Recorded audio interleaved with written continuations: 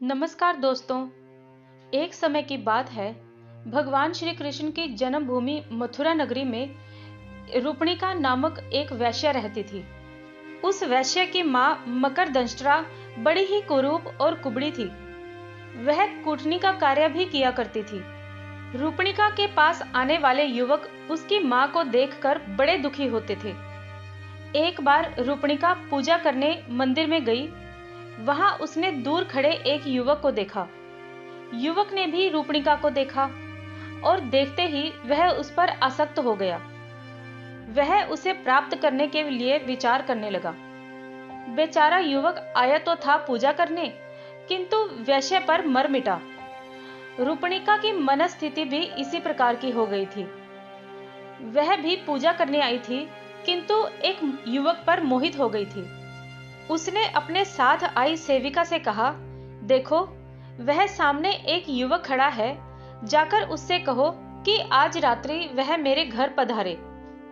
सेविका युवक के पास गई और बोली, हे युवक, वह सामने मेरी स्वामिनी रूपणिका खड़ी है।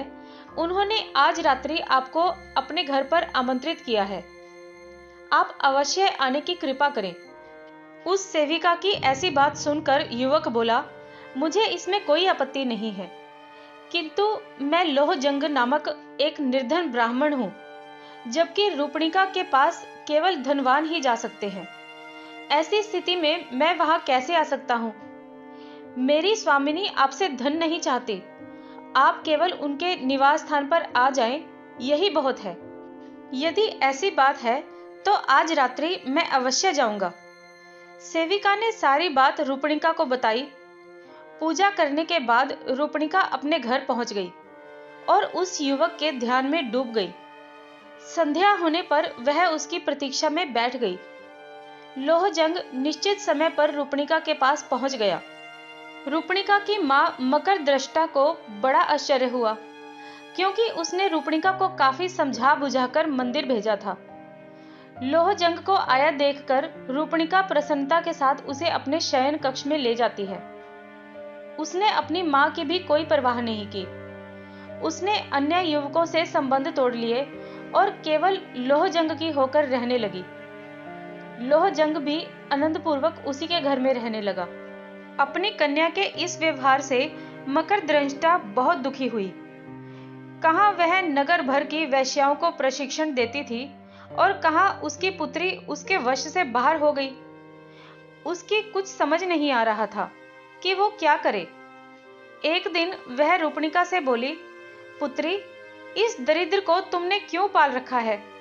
मनुष्य भले ही मुद्रे का स्पर्श कर ले, किंतु वैश्या निर्धन का स्पर्श नहीं करती। सच्चे प्रेम और वैश्यावृत्ति का आपस में कोई संबंध नहीं है। प्रेम बंधन में उलझ जाने वाली वैश्या की चमक संध्या के समान शीघ्र नष्ट हो जाती है। वैश्या केवल धन के लिए प्रेम का नाटक करती है। मेरा कहा मानो, इस दरिद्र ब्राह्मण से पीछा छुड़वा लो, अन्यथा तुम स्वयं अपने पांव पर कुल्हाड़ी मार लोगी। मां की बातें सुनकर रूपणिका को बहुत गुस्सा आया। वो गुस्से में कहने लगी, मां, तुम चाहे कुछ भी कहो, मैं इसे नहीं छोड़ सकती। मैं इसे प्राणों से भी अधिक प्रेम करती हूं। मेरे पास धन की कोई कमी नहीं है, और फिर इतने धन का मैं करूंगी भी क्या? तुम बहुत बड़बड़ कर रही हो। अब भविष्य में इस प्रकार की बातें मत करना। पुत्री को विद्रोह पर उतरी जानकर मकरदंष्ट्रा मन मसोस कर रह गई। वह किसी प्रकार लोहजंग को निकालकर बाहर करने की योजना बनाने लगी। कुछ दिन बाद मकरदंष्ट्रा ने कुछ सशस्त्र सैनिकों के साथ जाते हुए एक राजकुमार को देखा। उसके पास जाकर वो बोली, हे राजकुमार, मेरे घर पर एक निर्धन कामुक ब्राह्मण ने अधिकार कर लिया है। मैं आपसे प्रार्थना करती हूं कि आप उसे किसी भी प्रकार से निकालकर बाहर करें। इसके बदले में आप मेरी पुत्री के साथ आनंदपूर्वक विहार कर सकते हैं। प्रजा की रक्षा करना अपना कर्तव्य समझकर राजकुमार ने उसकी बात स्वीकार कर ली। वह रूपणिका के घर गया।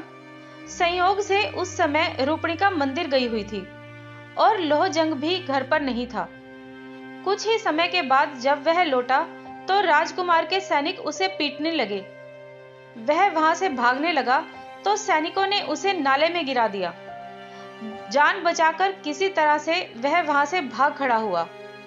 लौटने पर रूपणिका ने घर की दशा देखी और जब उसे सब कुछ ज्ञात हुआ तो वह बहुत दुखी हुई।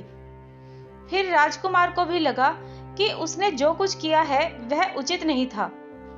तब उसने रूपणिका के भोग का विचार छोड़ दिया और वहां से निकल पड़ा। लोहजंग समझ गया कि यह सब कुछ रूपणिका की मां मकरदंष्टा की करतूत है।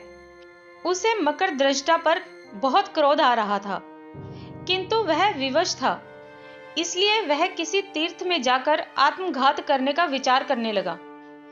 तपती दोपहरी में वह आगे बढ़ रहा था। मकरदंष्टा के व्यवहार से तो वो दुखी था ही, ऊपर से भयंकर गर्मी में चलना भी बहुत कठिन हो गया था। तब इधर उधर छाया की खोज करने लगा, जिसका वहां नाम भी नहीं था। तभी उसे एक मरे हुए हाथी की खाल दिखाई दी। उसका मांस गिद्धड़ों ने खा लिया था, किंतु चमड़े को वो नहीं खा पाए थे। उस हाथी की खाल के पास जाकर लोहजंग ने उसके अंदर देखा। उसमें मांस या रक्त का नाम भी नहीं था। वह उसके अंदर जाकर बैठकर आराम करने लगा। छाया मिलते ही गर्मी में थके हारे लोहजंग को तत्काल नींद आ गई। लोहजंग को कुछ भी सुध न थी।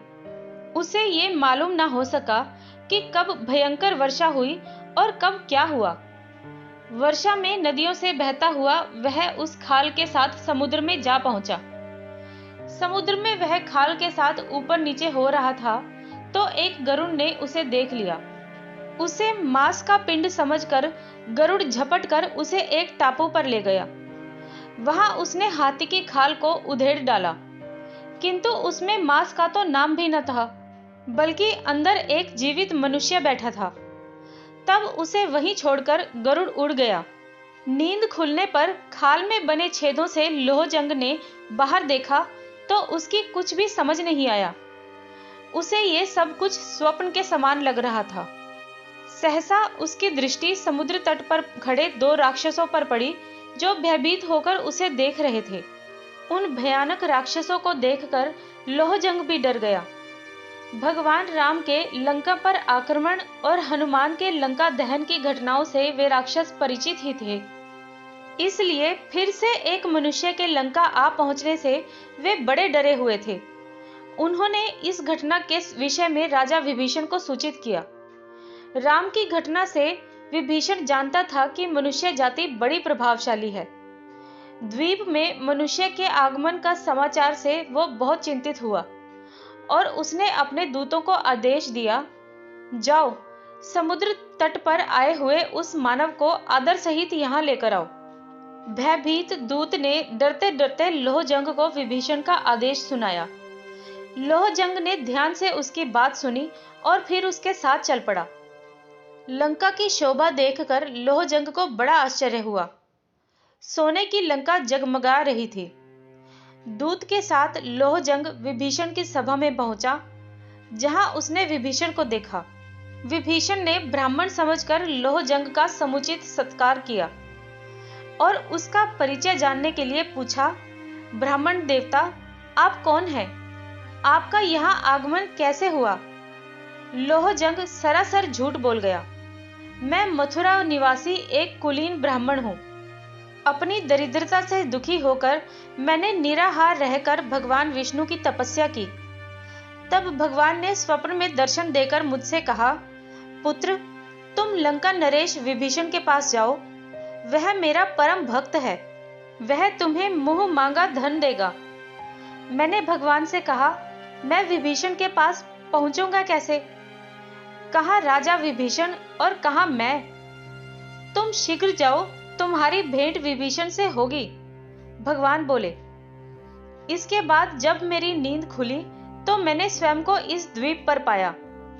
इससे अधिक मुझे और कुछ मालूम नहीं है।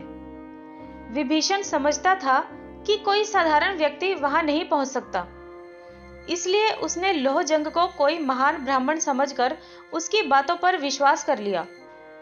उसने लोहजंग से कहा, मैं आपकी मनोकामना अवश्य पूर्ण करूंगा। विभीषण ने उसके रहने की सुंदर व्यवस्था कर दी। लोहजंग सुखपूर्वक लंका में रहने लगा। विभीषण ने एक गरुड़ लोहजंग को देते हुए कहा, आप इस पर सवारी करेंगे, इसलिए इसे आप अपने वश में करें। इसी पर बैठकर आप वापस मथुरा जाएंगे। विभीषण का अतिथि बना हुआ लोहजंग गरुड़ पर बैठने का और उसे उड़ाने का अभ्यास करने लगा। एक बार लोहजंग ने विभीषण से पूछा, महाराज, लंका की यह भूमि काष्ठ की बनी हुई क्यों दिखाई देती है? विभीषण बोला, ये एक लंबी कहानी है, क्या आप इसे सुनना चाहेंगे? अवश्य महाराज, लोहजंग ने कहा। तो अच्छा सुनिए, कहकर विभीषण कथा सुनाने लगा। प्राचीन काल में कश्यप के पुत्र गरुड़ ने अपनी मां विनता को नागों की दास्ता से मुक्त कराने की प्रतिज्ञा की। इसके लिए एक उपाय नागों को अमृत कलश लाकर देना भी था। इसके लिए सर्वशक्तिमान बनना आवश्यक था। इसलिए गरुड़ अपने पिता के पास गया। सर्वशक्तिमान बनने के लिए गरुड़ ने पिता कश्यप से प्रार्थना की तो वो बोले, समुद्र में एक कछुआ और एक हाथी जैसे विशाल जीवों को खाने से तुम्हारा श्राप छूट जाएगा। गरुड़ तुरंत समुद्र में पहुंचा। उसने उक्त दोनों जीवों को पकड़ लिया और उन्हें खाने के लिए कल्प वृक्ष की डाल पर जा बैठा, किंतु उसके भार से डाल टूटकर पृथ्वी पर गिर पड़ी। वहीं नीचे बालखिल्य ऋषि तप कर रहे थे। कहीं वह डाल उन पर ना गिर जाए, इस भय से गरुड़ ने उसे बीच में ही पकड़ लिया और उसे उठाकर वहां समुद्र के तट पर रख दिया। यह लंका कल्प वृक्ष की उसी डाल पर बसी हुई है, इसलिए ये काठ की बनी हुई दिखाई देती है। इस कथा को सुनकर लोहजंग को बड़ा आश्चर्य हुआ। कुछ ही दिनों में उसे गरुड़ की सवारी का अभ्यास हो गया। तब विभीषण ने उसे पर्याप्त धन और मूल्यवान रत्न दिए और मथुरा के स्वामी के लिए शंख, चक्र, गदा और पद्म भेजे। इन सभी चीजों को लेकर लोहजंग गरुड़ पर बैठकर मथुरा की ओर उड़ चला। कुछ ही समय में वह मथुरा पहुंच भी गया। मथुरा में लोहजंग ने गरुड़ को एक बौद्ध विहार में उतार दिया।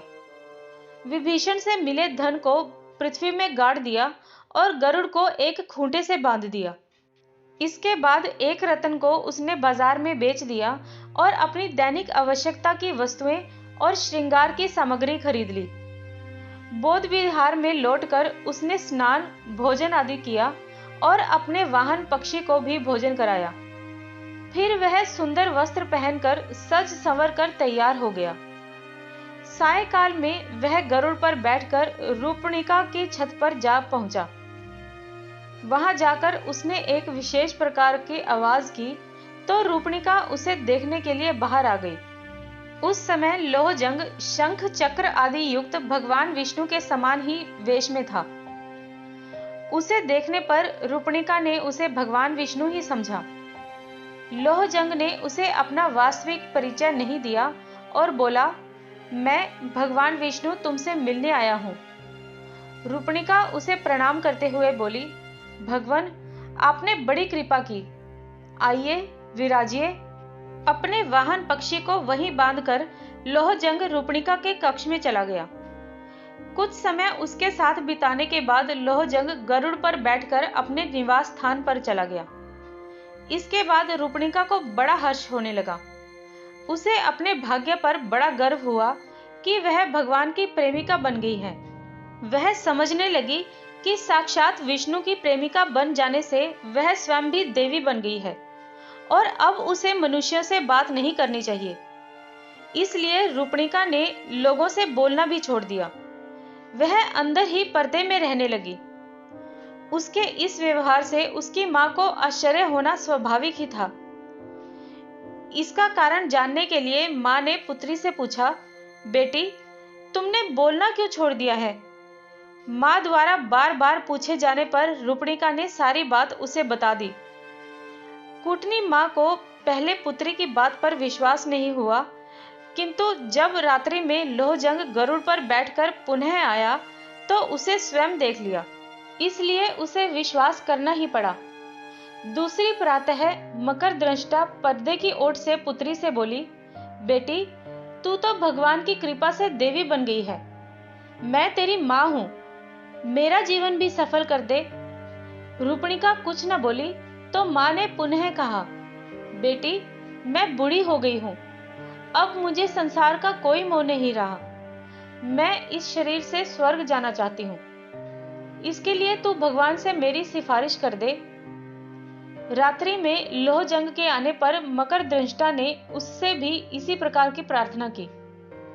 इस पर लोहजंग रूपणिका से बोला, तुम जानती हो तुम्हारी माँ पापी है, उसका इस शरीर से स्वर्ग जाना संभव नहीं है। एकादशी को स्वर्ग द्वार खुलने पर पहले शिव के गण वहां प्रवेश करते हैं। यदि तुम्हारी माँ शिव के गणों का वेश बना ले तो हो सकता है कि उसे भी प्रवेश मिल जाए। इसके लिए हमें क्या करना होगा? रूपणिका ने पूछा। उसका सिर 5 जगह से मुंडवाकर 5 चोटियां रखनी होंगी, गले में हड्डियों की माला पहननी होगी तथा आधे शरीर में काजल और आधे में सिंदूर पोतना होगा, तभी उसे शिव गणों में मिलाया जा सकेगा। उसके ऐसा करने पर ही मैं कुछ कर सकता हूँ। यह सब बताने के बाद लोहजंग ने रूपणिका के साथ विहार किया और फिर लौट गया। रूपणिका ने यह उपाय अपनी माँ को बताया तो वो ऐसा करने के लिए सहमत हो गई। एकादशी के दिन उसने नाई को बुलवाया और लोहजंग के बताए अनुसार सिर मुंडवाकर तैयार हो गई और रात्रि होने की प्रतीक्षा करने लगी। यथा समय लोहजंग वहां आ गया। उसने रूपणिका के साथ रमण किया। इसके बाद जब वह जाने लगा तो रूपणिका ने अपनी मां को उसके साथ भेज दिया। मकरदंष्टा को गरुड़ पर बिठाकर लोहजंग उड़ चला। मार्ग में लोहजंग ने एक मंदिर के पास चक्र के चिन्ह वाले पत्थरों के कुछ खंभों को देखा तो मकरदंष्टा को एक खंभे पर बिठा दिया और उससे कहा, मैं शिव के गणों के पास जाता हूँ और तुम्हें स्वर्ग में प्रवेश दिलाने का प्रयत्न करता हूँ, तब तक तुम यही मेरी प्रतीक्षा करो। बुढ़िया मकरदंष्टा को वहां बिठाकर लोहजंग उड़ गया। आगे एक मंदिर में रात्रि जागरण हो रहा था। लोग कीर्तन कर रहे थे। लोहजंग आकाश से ही उनसे बोला, भक्तों, आज तुम पर महाविनाशक महामारी गिरने की संभावना है। उससे बचने का केवल एक ही उपाय है कि सब मिलकर भगवान का भजन करो। इसके बाद वह पुनः आगे बढ़ गया। आकाशवाणी सुनकर भक्त जोर जोर से कीर्तन करने लगे। इसके बाद लोहजंग अपने निवास स्थान पर पहुंच गया। अपने वाहन को एक खूंटे से बांधकर उसने अपना भगवान का वेश उतार दिया और उसके बाद वह स्वयं भी कीर्तन करने वालों में जाकर मिल गया। खंबे पर बैठी मकरदंष्टा थक गई थी। वह मन ही मन विचार करने लगी कि आखिर भगवान अब तक आए क्यों नहीं। थकने से वह कभी भी नीचे गिर सकती थी, इसलिए वह चिल्लाने लगी, अरे अरे, मैं गिर रही हूं, मुझे बचाओ। कीर्तन करते लोगों ने उसका चिल्लाना सुना तो उसे महाविनाशक महामारी समझा, इसलिए वे बोले, नहीं नहीं, मत गिरो, कहीं महामारी ना गिर पड़े। इस भय से मथुरा के सारे लोग सारी रात भयभीत बने रहे। प्रातः काल राजा और प्रजा सभी ने उस खंबे पर मकरदंष्टा को बैठा पाया तो उन्हें बड़ा आश्चर्य हुआ। उसे पहचान कर लोग अपनी हंसी न रोक पाए। इस सूचना के मिलने पर रूपणिका भी वहां आ गई। अपनी मां को इस स्थिति में देखकर वो आश्चर्य में डूब गई। किसी तरह से मकरदंष्टा को खंबे से नीचे उतारा गया। पूछने पर उसने अपने साथ बीती सारी घटना लोगों को कह सुनाई। लोगों ने इसे सिद्ध पुरुष द्वारा किया गया एक मजाक समझा। सभी कहने लगे, इस कुटनी ने कई युवकों को ठगा है, चलो आज कोई इसे भी ठगने वाला मिल गया। निश्चय ही वह कोई पहुंचा हुआ व्यक्ति होगा। इस घटना से राजा का भी अच्छा मनोविनोद हुआ, इसलिए उसने घोषणा कर दी कि इस कुटनी को दंड देने वाला हमारे सामने आ जाए, हम उसे सम्मानित करेंगे। घोषणा होने पर लोहजंग राजा के सामने आ गया। उसने विभीषण द्वारा दिए गए शंख, चक्र आदि उपहार भी राजा को सौंप दिए। इसके बाद लोहजंग का सम्मान किया गया और उसकी शोभा यात्रा निकाली गई। चारों ओर उसकी चर्चा होने लगी। राजा ने रूपणिका को वैश्यवृत्ति से मुक्त कर दिया। लोहजंग ने कुटनी से अपने अपमान का बदला ले लिया और फिर वह सुखी और समृद्ध जीवन व्यतीत करने लगा। दोस्तों, आज की ये कहानी आपको कैसी लगी मुझे कमेंट बॉक्स में ज़रूर बताएं। मेरे इस चैनल को सब्सक्राइब करें, इस वीडियो को लाइक करें और अपने फ्रेंड्स और फैमिली के साथ इस वीडियो को शेयर भी करें। तो मिलते हैं फिर किसी और कहानी के साथ इसी चैनल पर। तब तक के लिए धन्यवाद।